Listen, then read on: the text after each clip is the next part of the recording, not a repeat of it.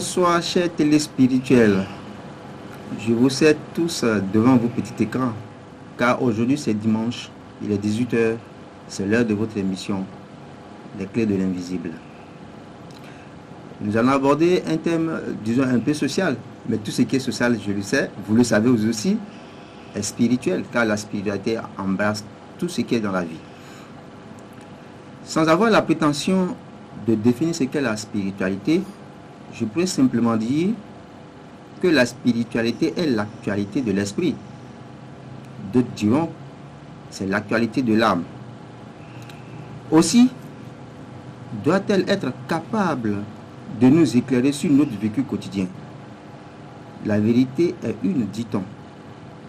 Ainsi, voudrions-nous savoir la vérité en ce qui concerne les actes incestueux?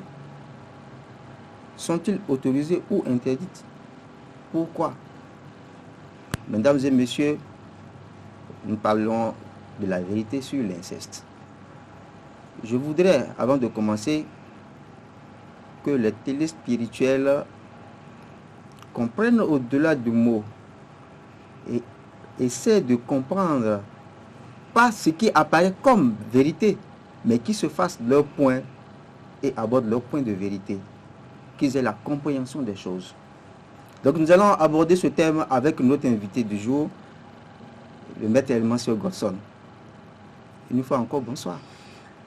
Bonsoir Monsieur Anatole, bonsoir à nos téléspirituels de l'émission Clés de l'invisible.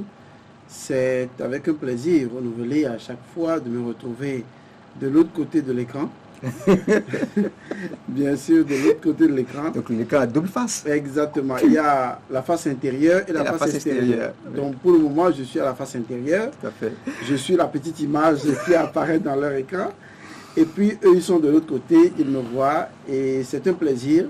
Et c'est également l'occasion de remercier toujours la LCF qui propose ce type d'émission afin que, au niveau de l'éducation, nous puissions nous donner d'autres options de compréhension.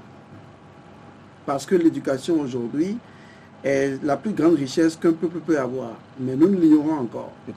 Et c'est toujours sur le chemin de l'éducation que la spiritualité est interpellée pour son apport sur un certain nombre de sujets critiques, tels que celui que vous avez choisi, à savoir la vérité sur l'inceste.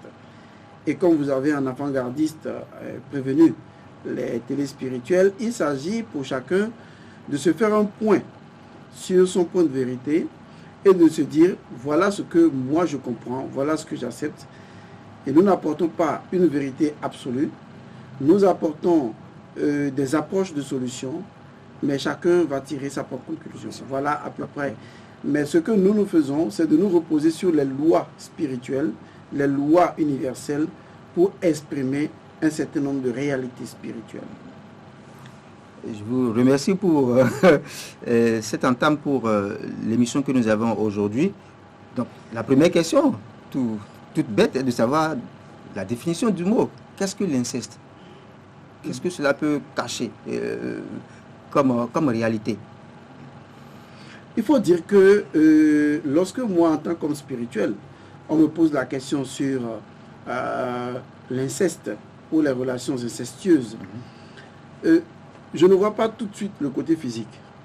Je vois d'abord le côté spirituel.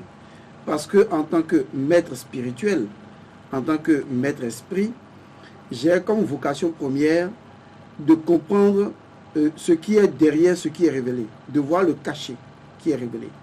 C'est ce qui fait que, généralement, nous n'appréhenderons pas les choses de la même manière, puisque tout dépend de ton point de vue, tout dépend de ta position. Ouais. Et donc, quand moi je suis dans la position de l'intérieur de la chambre, je vois les choses autrement.